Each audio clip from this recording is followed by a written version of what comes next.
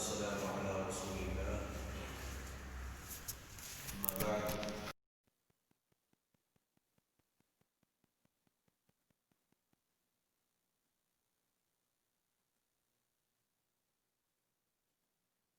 أنفسكم وأنتم تتلون الكتاب أفلا تعقلون۔ گزشتہ دروس میں امر بالمعروف اور نہی عن المنکر کے سلسلے میں کیا آداب ہیں اس کا تذکرہ ہوا، یا ان آداب میں سے کچھ آداب کو آپ کے سامنے بیان کیا گیا، اسے واضح کیا گیا۔ آج کے درس میں بھی چند آداب کا ہم تذکرہ کریں گے۔ سب سے پہلی اور بنیادی بات تو یہ ہے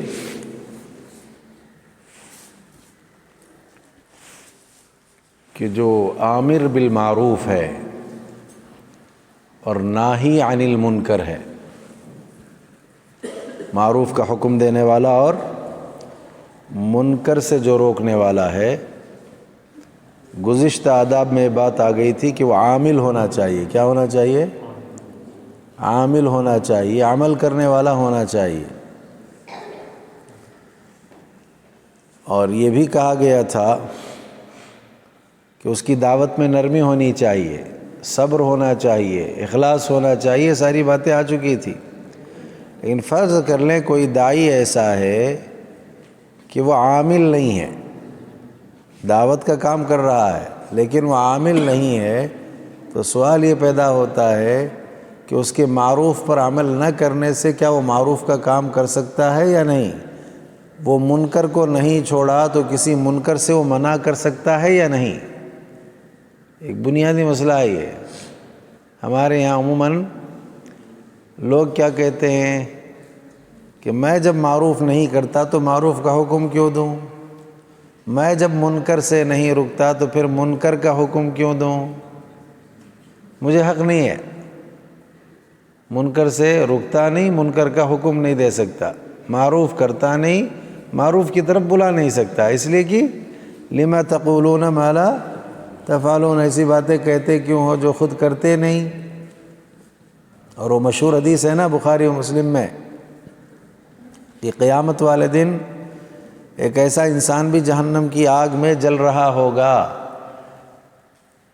کہ جو چیختا چلاتا پکارتا ہے تو جہنمیوں کو تکلیف ہوتی ہے، اور وہ آ کر کے پوچھتے بھی ہیں کیا تم وہ نہیں ہو جو معروف کا حکم دیا کرتے تھے اور منکر سے روکا کرتے تھے؟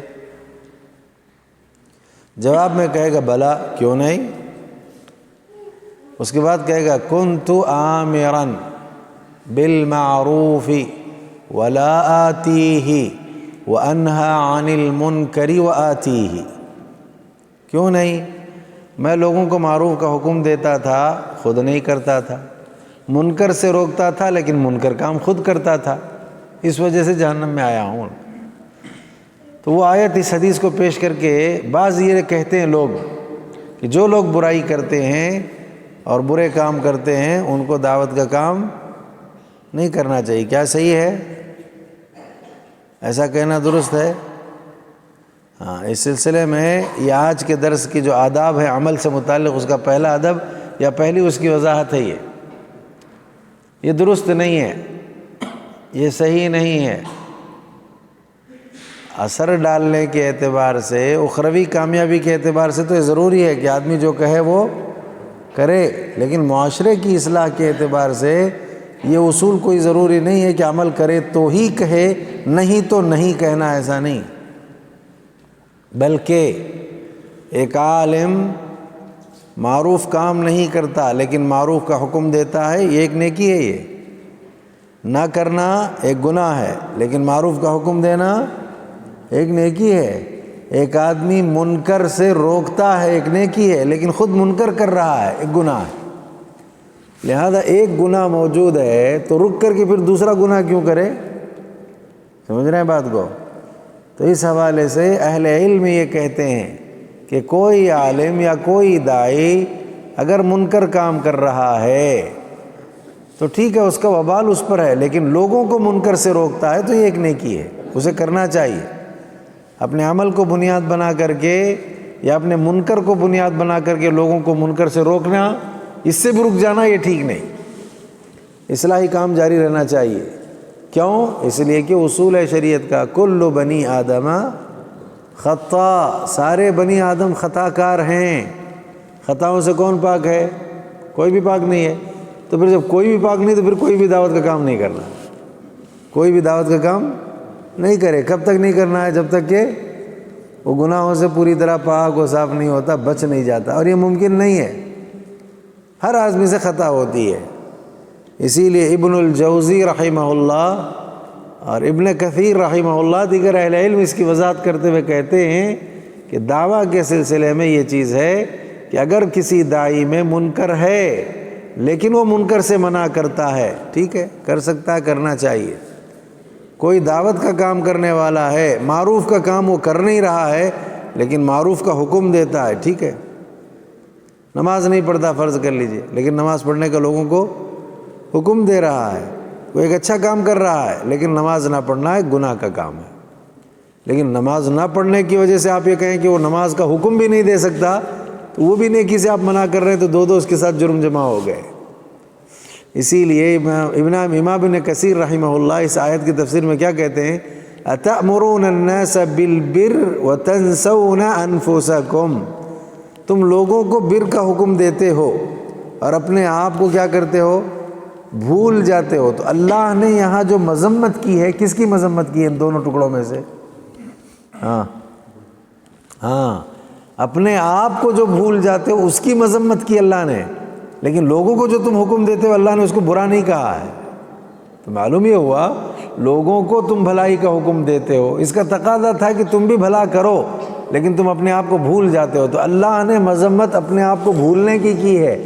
معروف کا جو حکم دیتے ہیں اس کو برا نہیں کہا اللہ نے، وہ تو اچھا ہے نا، اچھی چیز اچھی رہے گی، بری چیز بری رہے گی۔ تو اس حوالے سے اس اصول کو ہمیشہ یاد رکھیے، آداب کو، کہ ادب میں سے یہ ہے کہ ایک آدمی جو کہے وہ کرے، لیکن کبھی اگر ایسا نہیں ہوتا کہ وہ نہیں کرتا جو کہہ رہا ہے، تو کہنے سے بھی رکنا اس کا ٹھیک نہیں ہے، بلکہ اس کو دعوت کا کام کرنا چاہیے، امر بالمعروف اسے کرنا چاہیے۔ کیوں؟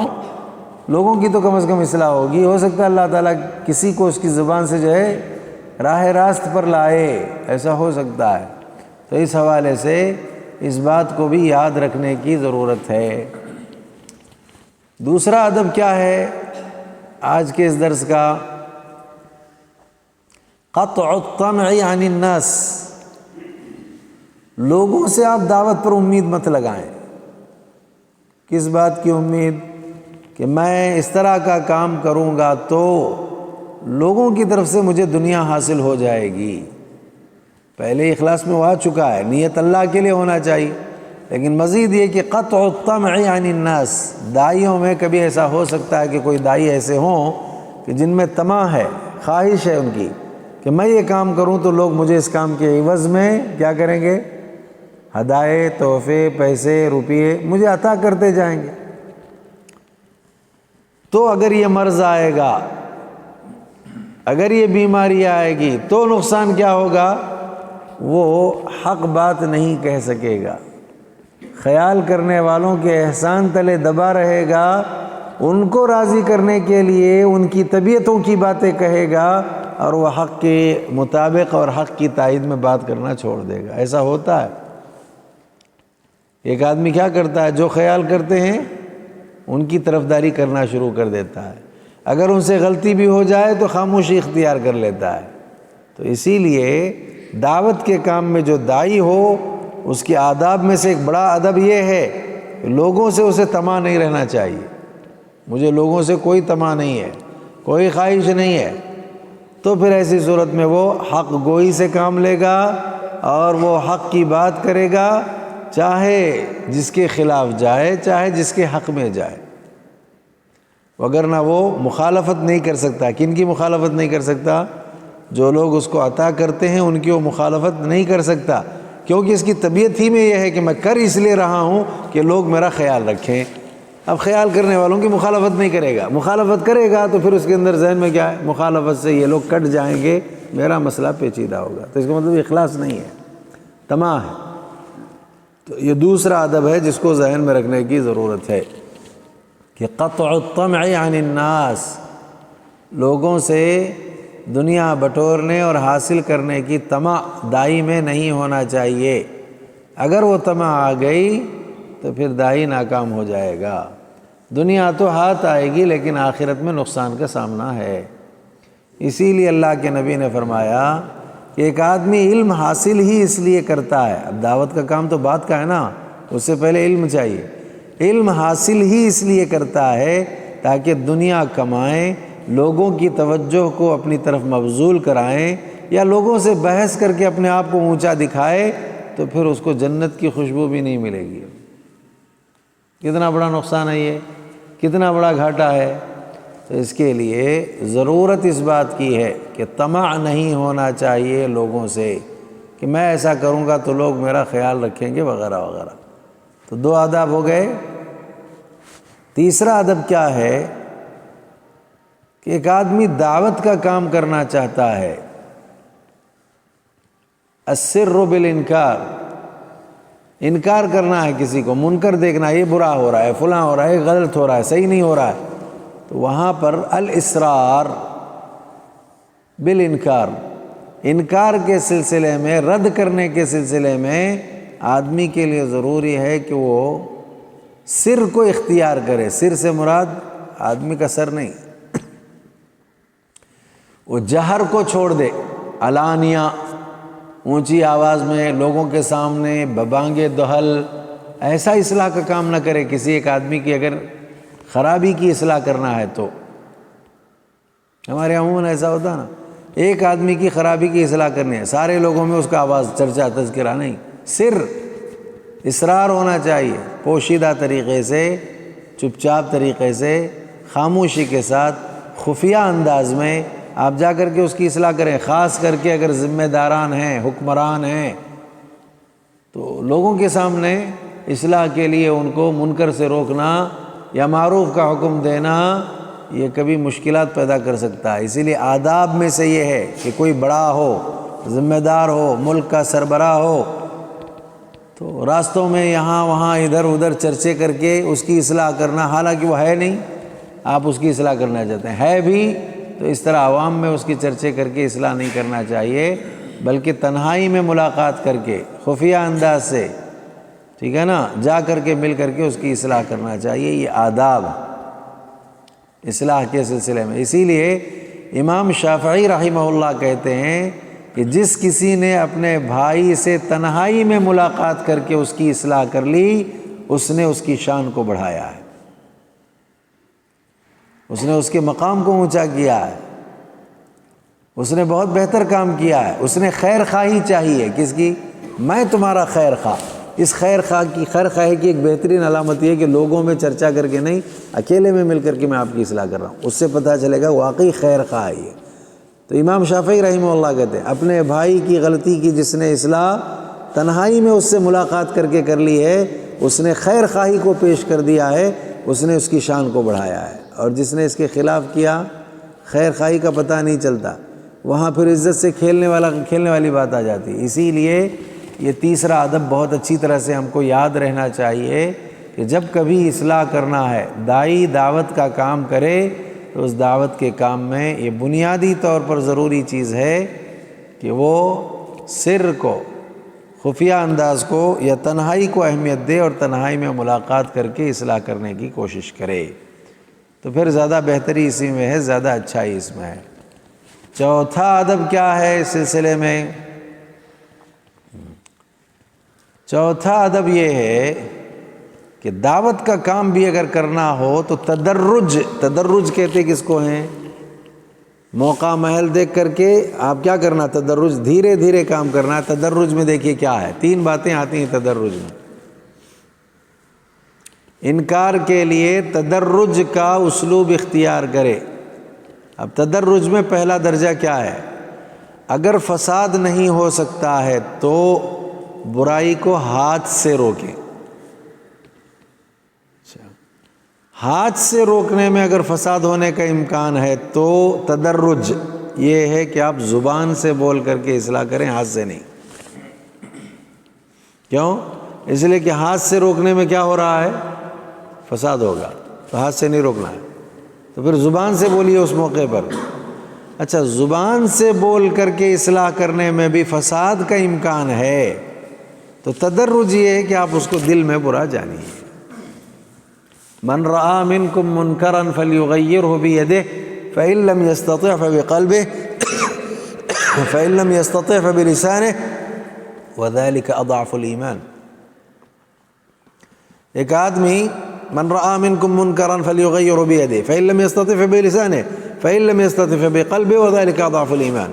برائی کو دیکھتا ہے تو ہاتھ سے روکے، نہیں استطاعت ہے تو زبان سے بول کر کے اصلاح کرے، استطاعت نہیں ہے تو دل میں اس کو برا جانے. یہ کمتر درجے کا ایمان ہے، کمزور ایمان کی علامت ہے.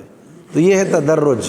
آپ کو جائزہ لینا ہے. میں داعی ہوں، اب اگر میں ہاتھ سے روک سکتا ہوں روک دوں، اصلاح ہو سکتی ہے تو ہاتھ ہی سے روکنا چاہیے. لیکن اگر آپ کو یہ پتہ چلتا ہے کہ ہاتھ سے روکنے سے اصلاح نہیں، فساد ہوگا، تو نہیں روکنا ہے ہاتھ سے، زبان سے بولنا. آپ زبان سے بول کر اصلاح کریں. لیکن اگر وہاں آپ کو یہ بھی محسوس ہوتا ہے داعی کو کہ زبان سے بول کر کے اصلاح کرنے میں بھی فساد ہو سکتا ہے، تو آپ اس کو دل میں برا جان لیں. یہ داعیوں کے لیے ہے، عموم کا نہیں مسئلہ، خصوص کی بات چل رہی ہے. عموم میں تو آپ کو نصیحتیں جمعہ کے لیے بھی ہوتی ہیں، ابھی درسوں میں بھی ہو رہی ہیں، سب کو بتایا جا رہا ہے. عام مسئلہ الگ ہے. خاص آپ اصلاح کرنے ایک آدمی میں یہ خامی ہے، جا کر اب میں روکوں گا تو اس کے ذریعے فساد ہو سکتا ہے. آپ اس کو بول کر کے نہیں، دل میں برا جان لیجیے. موقع کے انتظار میں رہیے. موقع محل پہلے بتایا نا کہ داعی دعوت کے کام میں دیکھے کب کرنا ہے، کیسے کرنا ہے، کن پر کرنا ہے، یہ بات پہلے آ چکی ہے. ٹھیک ہے نا؟ تو کتنے آداب ہو گئے؟ 4 آداب ہو گئے. 5واں ادب بہت اہم ہے آج کے درس کا آخری، وہ یہ ہے کہ البدء الاہم بالمہم. اہمیت والے کام جتنے ہیں ان میں زیادہ اہم جو کام ہے وہاں سے شروعات کرنا. دعوت کا کام کہاں سے شروع کرنا ہے؟ بھائی بہت سارے اہم کام ہیں، یہ بھی اہم ہے، یہ بھی اہم ہے، یہ بھی اہم ہے، لیکن ان سارے اہم کاموں میں زیادہ اہم کام کون سا ہے؟ وہاں سے دعوت کا کام شروع ہونا چاہیے. نماز پڑھنا اہم ہے کہ نہیں؟ روزہ رکھنا اہم ہے نا؟ زکوٰۃ دینا اہم ہے نا؟ توحید یہ بھی اہم ہے. ان تماموں میں سب سے زیادہ اہم کون سا ہے؟ ہاں، توحید. تو پھر شروعات کہاں سے کرنا چاہیے؟ توحید سے کرنا چاہیے. وہ نہیں تو کچھ نہیں نا، وہ ہے تو سب کچھ ہے. اب ہم لوگ توحید کو چھوڑ کر کیا شروع کریں گے؟ نماز. ہمارا کام صرف نماز کی دعوت دینا ہے، نہیں ہوگا نا. اس سے زیادہ اہم ایک چیز ہے. داعی کہاں سے شروع کرے؟ دعوت سے شروع کرنا، نماز سے شروع کرنا نہیں، توحید سے شروع کرنا. کتنے مسلمان ہیں جو توحید کی عدم درستگی کی وجہ سے نمازیں ضائع کر رہے ہیں نا، تو پھر ان کی نمازیں بھی ضائع نہ ہوں اس کے لیے اس سے زیادہ اہم جو توحید ہے وہاں سے شروع کرنا چاہیے. تو کیا معلوم ہوا؟ دعوت کے کام میں ایک داعی دیکھے کہ اتنے اہم کام ہیں، ان اہم کاموں میں زیادہ اہم جو ہے وہاں سے مجھے شروع کرنا ہے. سب اہم ہے، روزہ، نماز، زکوٰۃ، حج سب اہم ہے نا، لیکن ان تمام اہم میں سب سے زیادہ اہم کیا ہے؟ توحید ہے. تو لہذا توحید سے اگر اس میں خامی خرابی ہے شروع کرنا چاہیے. 2 مثالوں میں سے 1-2 اور مثالیں دیکھیے. ایک آدمی شرابی ہے، ٹھیک ہے، اور اسی شرابی کی ایک دوسری خامی بھی یہ ہے کہ وہ جو کمزور ہے نا ان کو مارتا ہے، ان کی پٹائی کرتا ہے. 2 خامی آ گئی. شراب پینا ایک خامی ہے، دوسرا کمزور کو مارنا پٹائی کرنا ایک خامی ہے. شروعات کہاں سے کریں گے؟ ہاں، شروعات کہاں سے کریں گے؟ دونوں میں اہم کون سا؟ ہاں، شراب اہم ہے. وہ شراب کی اصلاح کرتے کرتے مار کر کے جان لیتا انہیں. پٹائی جو ہے نا اس وقت کے حالات کے اعتبار سے، اب ظاہری بات ہے شراب کا مرحلہ کسی دوسرے مرحلے کے لیے، اب کہاں نشے میں ہے وہ شراب پینے کا ایک مرض اس میں ہے، لیکن آپ نے یہ دیکھا کہ یہ شراب بھی پیتا ہے، پیا ہے نہیں، پیتا ہے، یہ شرابی بھی ہے، اور کیا کر رہا ہے؟ مار بھی رہا ہے۔ اب آپ اس موقع پر زیادہ اہم کے نام سے شراب کی طرف جائیں گے تو اس وقت جو پٹائی ہو رہی ہے یہی دائی کو دیکھنا ہے۔ اب زیادہ اہم کام کون سا ہے؟ اب زیادہ اہم کام یہ ہے کہ اس کو کس سے منع کیا جائے؟ پٹائی کرنے سے منع کیا جائے، روکا جائے کہ نہیں پٹائی کر سکتے آپ۔ پھر اس کو ذہن میں لا کر بولے نہیں شراب زیادہ جو ہے اس کا مسئلہ ہے۔ موقع محل کی مناسبت سے زیادہ اہم کام اب اس کے لیے کون سا ہے؟ عقیدہ ٹھیک ہے، اب اس کے لیے اہم کام کیا؟ نماز ہی نہیں پڑھتا ہے، اب اس کے لیے نمازوں کی دعوت زیادہ ضروری ہو جائے گی۔ تو یہ دائی کے اندر جو ہے وصف ہونا چاہیے کہ وہ جائزہ لے، پہچانے کہ اب اس موقع پر میرے لیے زیادہ ضروری کام کون سا ہے، زیادہ اہم کام کون سا۔ مثال کے طور پر ایک چھوٹی سی اور دوسری مثال، ماں باپ ہیں، ماں باپ کو گالی دے رہا ہے، ماں باپ کو گالی دیتا رہتا ہے اور داڑھی بھی کٹی ہوئی ہے، زیادہ اہم کام کون سا؟ اب شروعات کہاں سے کرنا دائی؟ ہاں ماں باپ کو جو گالی دے رہا ہے وہ اب اس وقت زیادہ ضروری ہو گیا کہ آپ پہلے اس کی اصلاح کریں۔ اب ظاہری بات آپ داڑھی کی بات کہہ بھی دیں گے، اسے آپ سمجھا بھی دیں گے، تو وہ نکل کر آ کر کے اس کو عملی شکل دینے میں تو وقت درکار ہے، لیکن فی الوقت اب ضرورت کس کی ہے؟ دونوں میں زیادہ اہم ہے کہ ماں باپ کو یہ گالی دے رہا ہے، یہ نہیں دینا آپ کو، اس سے باز آنا ہے آپ کو، اس سے رکنا ہے آپ کو۔ تو اس کو کہتے ہیں اہم، مہم میں اہم، جو مہم ہے اس میں اہم کام یہ ہے۔ تو ایسے بہت ساری چیزیں آ سکتی ہیں اس باب میں، اس ضمن میں اس کی طرف توجہ کی ضرورت ہے، اس کی طرف خیال کرنے کی ضرورت ہے۔ اگر آدمی اس اسلوب کو اختیار کر لیتا ہے تو فائدہ بہت ہوتا ہے۔ کبھی کبھی ہم کیا کر رہے ہیں، اصلاح کیوں نہیں ہو رہی ہے؟ اصلاح اس لیے نہیں ہو رہی ہے کہ اہم کاموں میں زیادہ اہم کو ہم چھوڑتے ہیں اور غیر اہم کو اہمیت دینے لگتے ہیں، تو نقصان ہوگا نا۔ جس کی زیادہ ضرورت تھی اس پر تو خیال نہیں، اس میں اور خامی آتی گئی، خرابی آتی گئی، اور جس کی زیادہ ضرورت نہیں تھی اس کے پیچھے آپ اصلاح کے وقت لگا رہے ہیں۔ تو اس حوالے سے یہ بہت زیادہ ضروری ہے۔ پانچواں ادب کہ ایک آدمی شروعات کہاں سے کرے، کہ جو بھی مہم ہیں، اہمیت والے کام ہیں، ان میں زیادہ جو اہم ہے وہاں سے شروعات کرنا چاہیے، وہاں سے ابتدا کرنا چاہیے، وہاں سے آغاز کرنا چاہیے۔ اگر ان چیزوں کا خیال کیا جائے گا تو انشاءاللہ اس کا بڑا فائدہ ہوگا۔